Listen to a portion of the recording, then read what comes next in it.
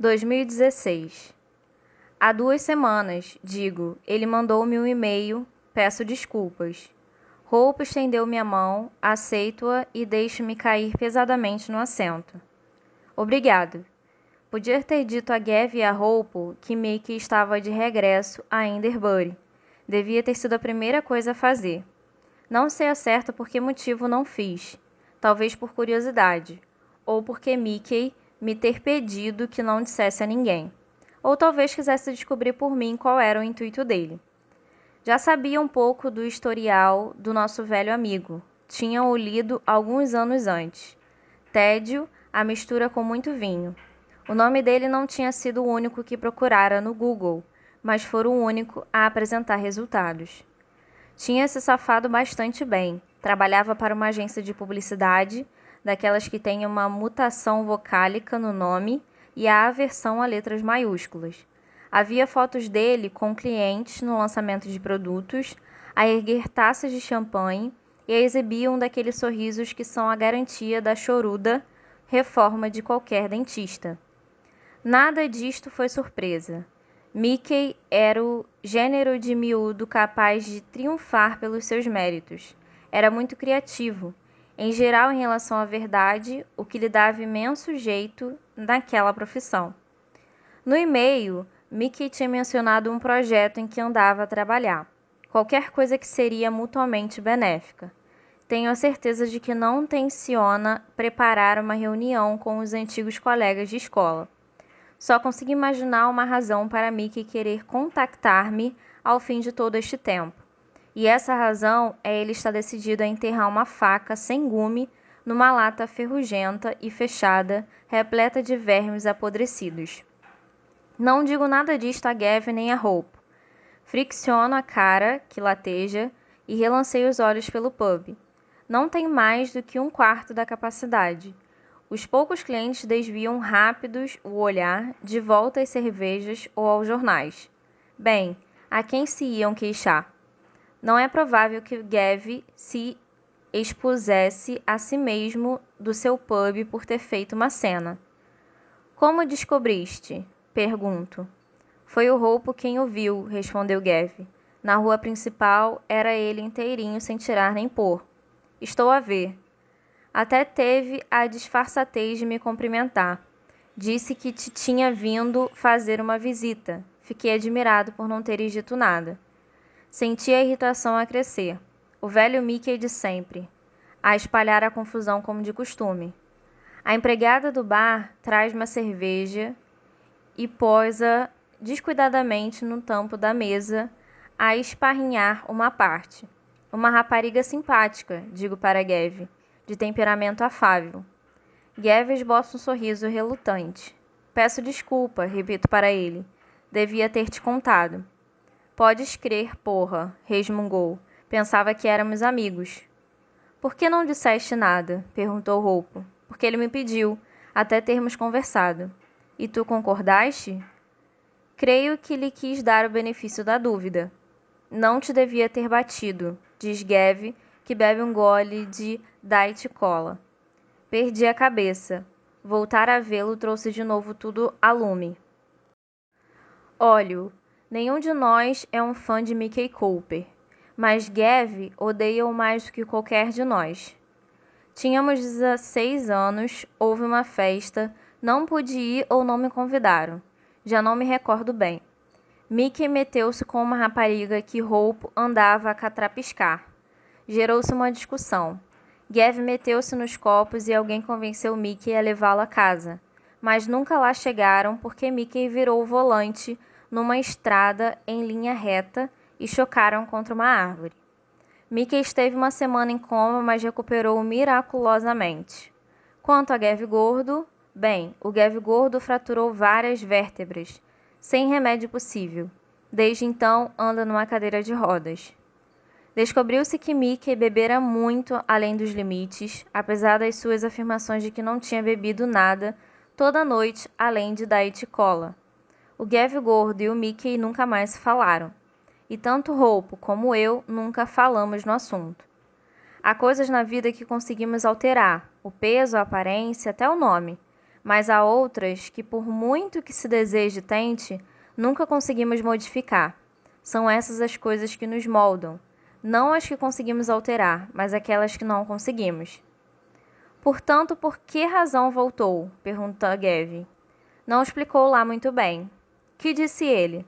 Falou no projeto em que estava a trabalhar. Só isso? Quis saber Hope. Sim, mas a questão não é essa, pois não? Diz Gavin. Olha para nós dois com os olhos azuis em brasa. A verdadeira questão é saber o que vamos fazer. Quando regresso, encontro a casa vazia. Chloe saiu para se encontrar com os amigos ou talvez esteja a trabalhar. Sinto-me um bocado perdido. Chloe trabalha numa loja de roupa alternativa na cidade e as suas folgas são incertas. Pode ser que me tenha dito, mas a minha memória já não é tão boa como antes. Isto preocupa-me mais do que devia. A memória do meu pai começou a falhar aos 40 e muitos. Pequenas coisas a que em geral não damos atenção. Esquecer-se onde tinha posto as chaves, deixar coisas em lugares indevidos, como o comando da televisão dentro do frigorífico e uma banana no aparador, no sítio dos telecomandos. Perder-se a meio de uma frase ou misturar as palavras. Por vezes via-o debater-se à procura da palavra adequada, apenas para a substituir por outra semelhante. À medida que o Alzheimer foi piorando, baralhava os dias da semana e, por fim, o que realmente o assustou foi não se recordar de qual dia que vinha a seguir a quinta-feira. O último dia útil da semana escapou-lhe por completo. Ainda me recordo do pânico nos seus olhos. Perder uma coisa tão básica, uma coisa que sabemos desde a infância, foi o que levou por fim a admitir que não se tratava apenas de distração. Era muito mais sério. De certo, sou um tanto hipocondríaco em relação a isto. Leio muito para manter a mente desperta e resolvo problemas de sudoku, embora não os aprecie muito. A verdade é que a doença de Alzheimer é, por norma, hereditária. Já vi o que o futuro me reserva e estou disposto a fazer tudo para o evitar, mesmo que isso signifique tornar a minha vida mais curta do que poderia ser. Atiro as chaves para cima da velha mesa desengonçada do vestíbulo e olho-me num pequeno espelho empoeirado suspenso por cima dela. Uma marca escura começa a notar-se do lado esquerdo da minha cara, embora quase absorvida pela concavidade da face. Ainda bem, não tenho de explicar que levei um soco de um homem numa cadeira de rodas. Dirijo-me à cozinha, hesitante quanto a fazer um café, e resolvo que estou demasiado cheio dos fluidos do almoço. Opto por subir a escada. O antigo quarto dos meus pais é agora o de Chloe e eu durmo no meu quarto de sempre, nas traseiras. O antigo escritório do meu pai e o quarto das visitas servem-me de arrecadação para um monte de coisas. Não gosto de me imaginar como um acumulador compulsivo. Os meus artigos de coleção estão cuidadosamente etiquetados e arrumados em prateleiras, mas ocupam grande parte dos compartimentos do primeiro andar, e se não fossem as etiquetas, já me teria esquecido de muito do que tenho vindo a acumular. Corro o dedo sobre alguns rótulos, brincos, porcelana, brinquedos, há várias caixas destes últimos, coisas antigas dos anos de 1980, algumas da minha infância, outras compradas no eBay, em geral a preços exorbitantes. Numa outra prateleira há um par de caixas com a etiqueta fotografias. Nem todas são da minha família. Outra caixa contém sapatos, sapatos de mulher, brilhantes, extravagantes. Meia dúzia de caixas com quadros, aquarelas e pastéis adquiridos em vendas de ocasião. Muitas caixas apresentam etiquetas preguiçosas com o dizer miscelâneas. Mesmo submetido a um interrogatório, seria incapaz de dizer o que tem. Só há uma caixa cujo conteúdo conheço de cor.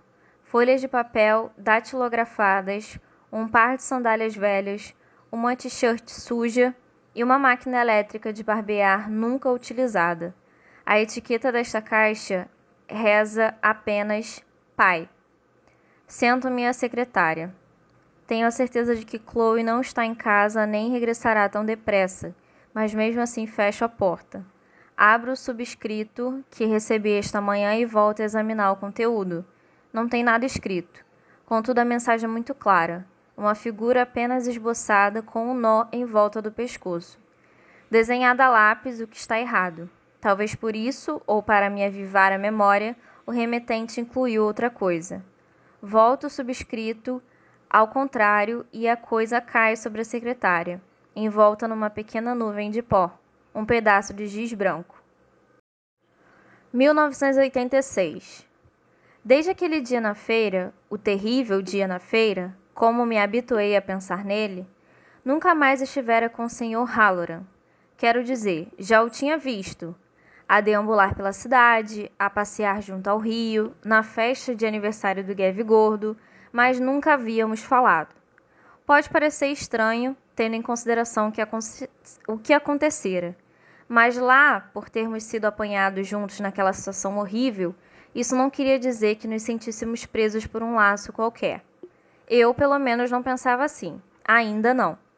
Atravessava o parque de bicicleta, no caminho para me encontrar com os outros no bosque, quando o vi.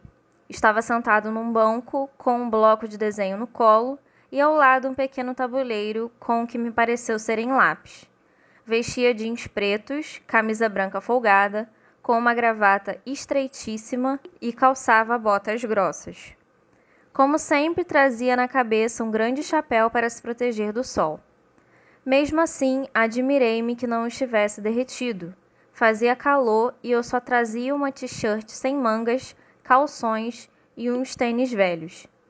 Hesitei um momento sem me decidir. Não sabia o que lhe havia de dizer, mas também não podia passar por ele sem lhe dar atenção. Enquanto me resolvia, ele ergueu os olhos e viu-me. Olá, Ed. Olá, Sr. Halloran. Como tens passado? Bem, muito obrigada. Ora, ainda bem. Fez-se silêncio, senti que devia dizer mais alguma coisa, portanto perguntei. Está a desenhar o quê? As pessoas, sorriu. Os dentes pareciam sempre amarelados por causa do contraste com a extrema alvura da pele. Queres ver? Na verdade não queria, mas seria indelicado recusar. Está bem. Deitei a bicicleta, aproximei-me e encavalitei-me no banco ao lado dele. Virou o bloco para que eu pudesse ver o que estava a desenhar. Deixei escapar um arquejo de surpresa. Uau, isso é mesmo muito bom. Não estava a armar, embora não tivesse deixado de elogiar, mesmo que não fosse bom. Como ele tinha dito, eram esboços de pessoas no jardim. Um casal de velhotes no banco próximo, um homem com um cão e duas raparigas sentadas na relva. Não parece muito, mas havia no conjunto algo impressionante. Ainda que fosse um garoto, percebi que o Sr. Halloran era mesmo dotado de talento. Há qualquer pessoa nos desenhos feitos pelas pessoas talentosas. Qualquer pessoa pode copiar uma coisa de modo a que se pareça com o original, mas é preciso mais do que isso para construir um cenário, para imprimir vida às pessoas. Obrigado. Queres ver mais? Disse que sim com a cabeça. O Sr. Halloran folheou algumas páginas para trás.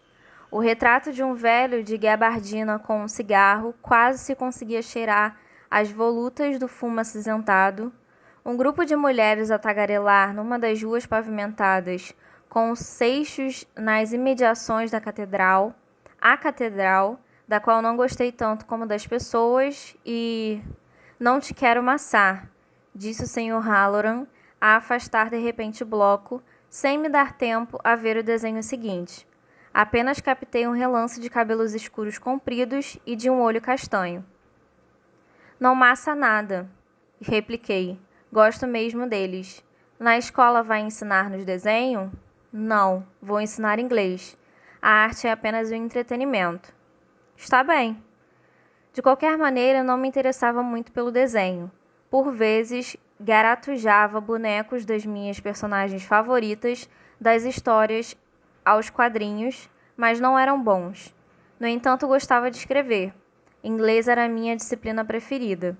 Está a desenhar com quê? Perguntei. Com isto, e mostrou-me a embalagem do que parecia ser pedaços de giz. Chamam-se pastéis.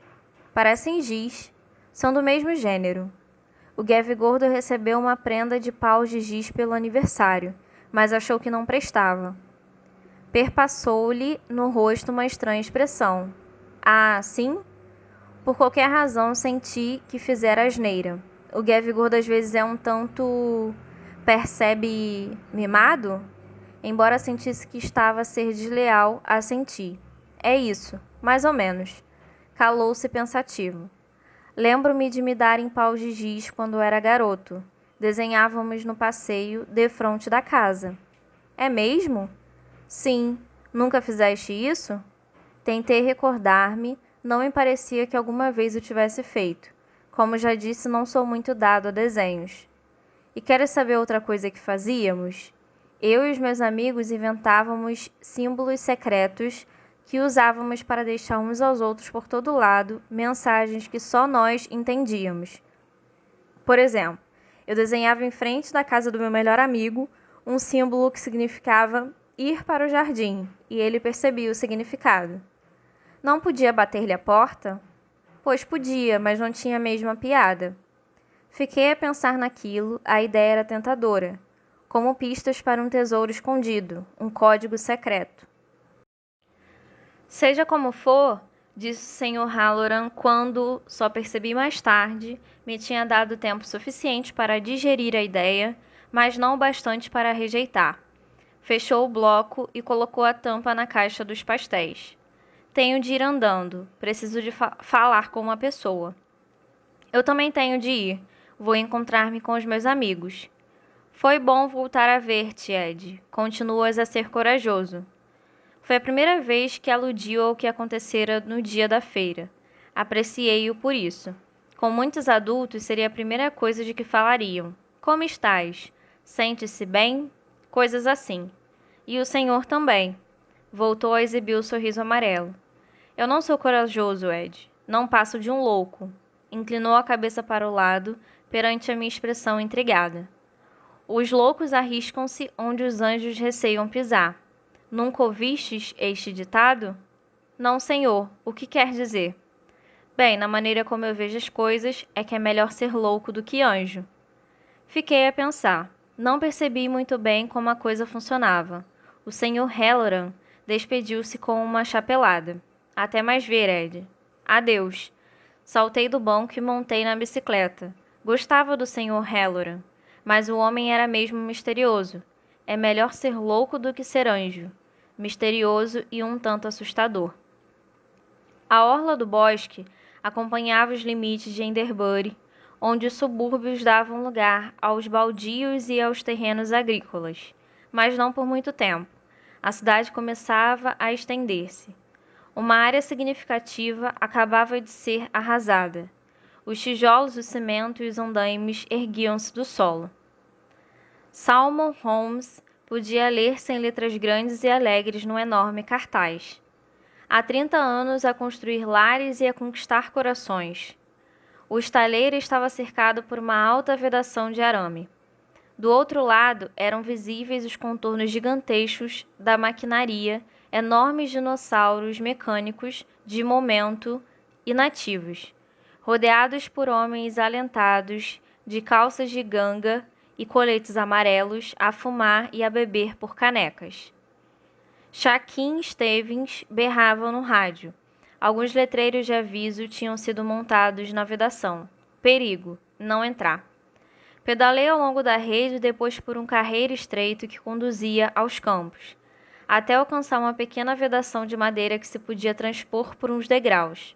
Saltei da bicicleta, passei-a por cima do obstáculo e embreiei-me na frescura do bosque. O bosque não era grande, mas era escuro e denso, formado numa concavidade natural. As árvores mergulhavam nas terras mais fundas e alastravam pela encosta, onde davam lugar à vegetação rasteira e às rochas brancas como giz. À medida que ia penetrando na mata, tão depressa montava a bicicleta como tinha de a conduzir à mão. Chegava-me aos ouvidos o sussurro alegre de um regato. A luz do sol espreitava por entre o dossel das ramarias. Um pouco mais à frente, ouvi o murmúrio de vozes. Num relance, discerni uma mancha azul e verde. Um clarão de raios prateados. Gav gordo, Metal Mickey e Roupo estavam acocorados numa pequena clareira acoberto dos arbustos e da folhagem. Tinham já construído cerca de metade de um refúgio impressionante, feito de ramos entrelaçados, em redor de uma cobertura natural providenciada por um grande tronco caído. Ei! Gritou o Gav gordo. Lá vem o Ed Munster que tem um pai pugilista. Era a nova piada do Gav gordo para nos divertir durante a semana. Hope olhou para cima e acenou-me. Metal Mickey não se incomodou. Segui o trilho por entre o matagal e larguei a bicicleta junto das deles, consciente de que a minha era mais velha e a mais ferrugenta. Onde está a Nick? Perguntei. Metal Mickey encolheu os ombros. O que interessa isso? Deve estar a brincar com as bonecas. Soltou uma gargalhada cínica, divertido com a graçola. Não sei se ela vem, comentou Roupo. Oh! Não vi a Nick desde o dia da festa, mas sabia que ela andara pelas lojas na companhia de Roupo e Metal Mickey. Comecei a perceber que me evitava. Tinha esperado encontrá-la ali na expectativa de que tudo pudesse voltar à normalidade. O pai é capaz de ter mandado fazer qualquer coisa, disse Roupo, como se me adivinhasse os pensamentos. Sim, ou então continua chateada contigo por o teu pai ter estendido dela no chão. Zaz! De novo Metal Mickey, que nunca resistia a uma oportunidade de acicatar os ânimos. Deve-o ter merecido, repliquei. Pois deve, corroborou Roupo, e além disso estava com os copos. Não sabia que os vigários bebiam, observei. Talvez bebas escondidas. O Gav gordo inclinou a cabeça para trás, emitiu um glu-glu, revirou os olhos e disse em voz entaramelada. Sou o reverendo Martin. Dai graças ao Senhor. Antes que alguém tivesse tempo de reagir, ouviu-se um restolhar entre os arbustos e um bando de pássaros esvoaçou das árvores, espavorido. Demos um salto, como coelhos assustados. Nick surgiu na orla da clareira, a segurar o volante da bicicleta. Fiquei com a impressão de que já ali devia estar há algum tempo. Relanceou os olhos por nós. O que estão aqui a fazer sentados? Pensei que estavam a construir um refúgio. Com os 5 a trabalhar, não levamos muito tempo a terminar o refúgio. Era bestial. Suficientemente grande para que todos coubéssemos lá dentro, ainda que um pouco apertados.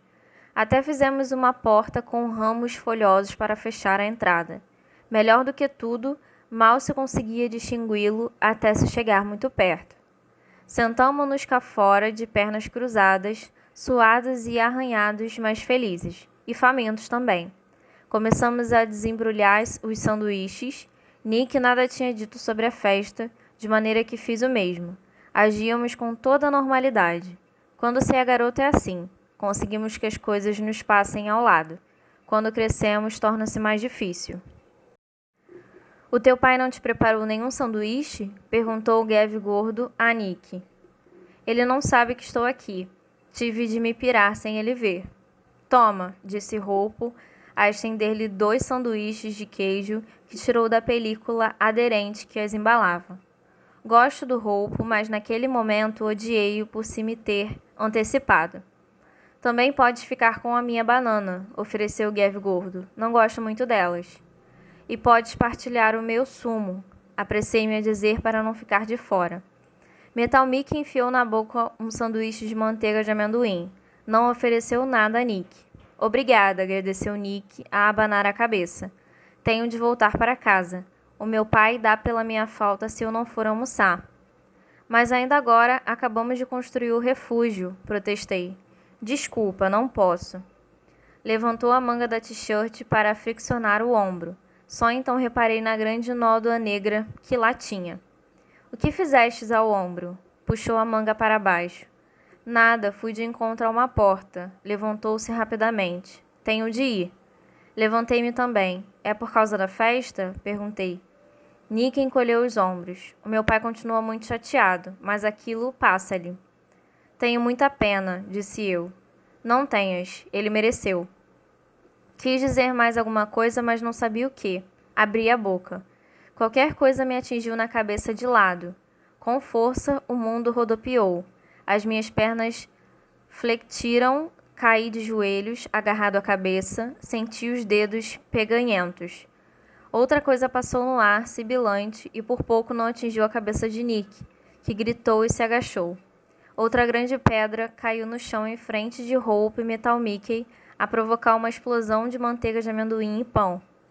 Agacharam-se e esgueiraram-se mais para trás para a proteção da mata. Mais projéteis continuaram a cair. Pedras e calhaus grandes, pedaço de tijolo. Ouvi o berreiro e a gritaria excitada provenientes do alto da elevação sobranceira ao bosque. Olhei para cima e distingui 3 rapazes mais velhos. 2 deles com cabelo escuro, outro louro e mais alto. Reconheci-os de imediato. Sam, o irmão de Metal Mickey, e os seus comparsas, Duncan e Kate. O Gav gordo agarrou-me o braço. Estás bem? Sentia-me tonta e nauseada, mas acenei que sim. Gav empurrou-me para o arvoredo. Protege-te! Metal Mickey gritou para os rapazes mais velhos. Deixa-nos em paz, Sam. Deixa-nos em paz, deixa-nos em paz, repetiu o irmão, o rapaz louro, numa voz esganiçada. Por quê? Vais começar a chorar? Vais contar à mamã? Pode ser que sim. Isso mesmo, experimenta fazê-lo com o nariz partido, cabeça de merda, gritou Duncan. Vocês estão no nosso bosque, gritou Sam. Este bosque não vos pertence, respondeu o Gav gordo também a gritar. É nosso sim e vamos lutar por ele. Merda, resmungou entre dentes o Gav gordo. Vamos a eles, berrou Kate. Começaram a descer a encosta, sem parar de nos bombardear com pedras. Outro grande pedaço de pedra voou e foi aterrar sobre a bicicleta de Nick, com um ruído de metal retorcido. Nick soltou um grito. É a minha bicicleta, seus atrasados. Olha, é a cabeça de cobre. Cabeça de cobre? Já tens pentelhos encarnados? Ponham-se a andar, maricas. Cabra. Um pedaço de tijolo atravessou a cobertura de folhas e atingiu-a no ombro. Nick gritou e cambaleou. A ira cresceu-me no peito. Não se agride uma rapariga. Não se lhe atiram tijolos. Levantei-me com dificuldade e fiquei a descoberto. Agarrei na pedra mais pesada e atirei-a para a encosta com quanta força tinha. Se a pedra não fosse tão grande e embalada pelo peso, se Sam ainda estivesse lá no alto e não já a meio da encosta, é natural que ele tivesse passado muito longe. Mas ouvi um grito. Não foi um grito de troça ou insulto, foi um grito de dor. Foda-se, o meu olho! Aquele cabrão acertou-me na porra do olho. Estabeleceu-se o silêncio. Um daqueles momentos em que o tempo parece parar. Gav gordo, Hope, Metal Mickey e Nick e eu entreolhávamos. Sacanas de merda! Gritou uma das outras vozes. Vou levar uma coça por isto. Temos de sair daqui, apressou-nos Hope. Corremos para as bicicletas. Atrás de mim ouvi o bando arfar e arquejar enquanto descia a encosta íngreme com a ajuda dos pés e das mãos. Ainda precisavam de algum tempo para chegar até nós, mas estávamos em desvantagem, pois tínhamos de conduzir as bicicletas à mão até sairmos do bosque e chegarmos ao carreiro.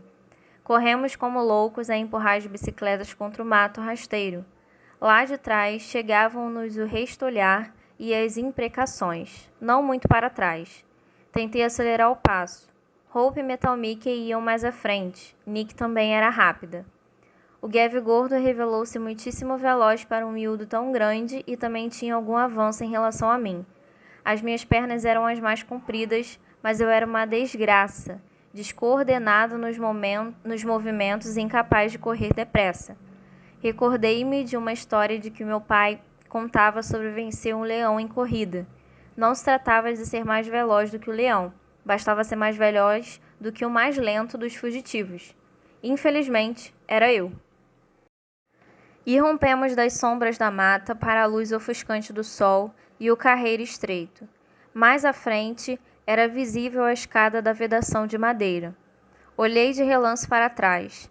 Sam estava a sair do bosque, com o olho esquerdo inchado e vermelho e o sangue a escorrer pela cara, o que não parecia afetar-lhe a velocidade. Pelo contrário, a raiva e a dor pareciam imprimir-lhe maior rapidez. O rosto dele contorceu-se num esgar. Vou dar cabo de ti, cara de merda. Virei-me para trás. O meu coração batia tão depressa que ameaçava explodir. Senti a cabeça latejar, o suor escorria-me pela testa e o sal picava-me nos olhos.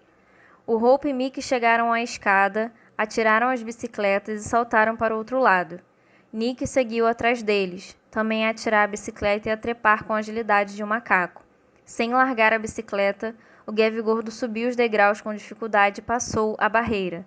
Era minha vez. Levantei a bicicleta, mas esta era mais velha e pesada do que a dos outros. A roda prendeu-se nos degraus.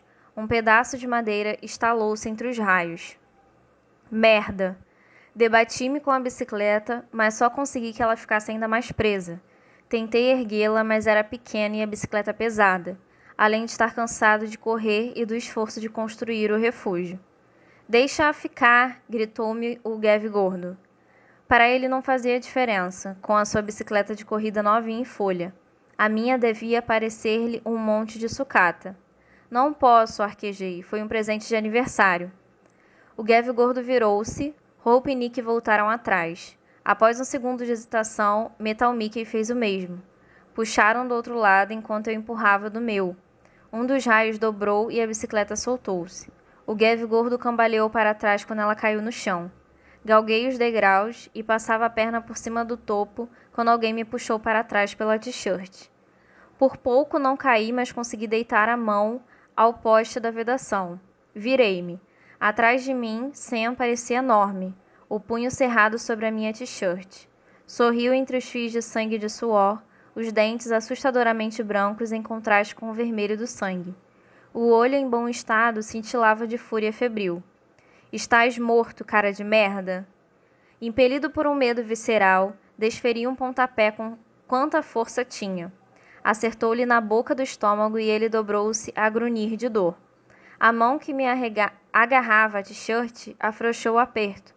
Passei outra perna por cima da vedação e saltei. Ouviu-se o som da t-shirt a rasgar, mas não queria saber. Estava livre. Os outros já estavam montados nas bicicletas. Levantei a minha do chão e segui atrás deles, a correr ao lado, até que saltei para o selim e pedalei tão depressa quanto pude. Desta vez não olhei para trás. O parque de recreio estava vazio. Sentamos-nos no carrossel, as bicicletas deitadas no chão. Agora que a adrenalina se dissipava, senti a cabeça latejar. O meu cabelo estava empastado de sangue. Tens um aspecto de merda, disse-me Nick sem rodeios. Obrigado. O braço dela estava esfolado e tinha a blusa suja de terra. Agarradas aos caracóis ruivos, viam-se partículas de ramos secos e de fetos. Olha que tu também. Baixou os olhos para se ver. Merda, disse a levantar-se. Agora é que meu pai vai mesmo dar cabo de mim. Queres ir primeiro à minha casa para te lavares? Sugeri. Gav interveio sem lhe dar tempo a responder. Nada disso, a minha casa é mais perto. Acho que sim, disse Nick. E agora, o que vamos fazer? Lamentou-se Metal Mickey. O dia ficou estragado. Olhamos uns para os outros cabisbaixos. Mickey tinha razão, embora me apetecesse deixar claro que era por culpa do irmão dele, não o fiz. Ocorreu-me uma ideia e ouvi-me de súbito dizer: tenho uma ideia bestial de uma coisa que podemos fazer.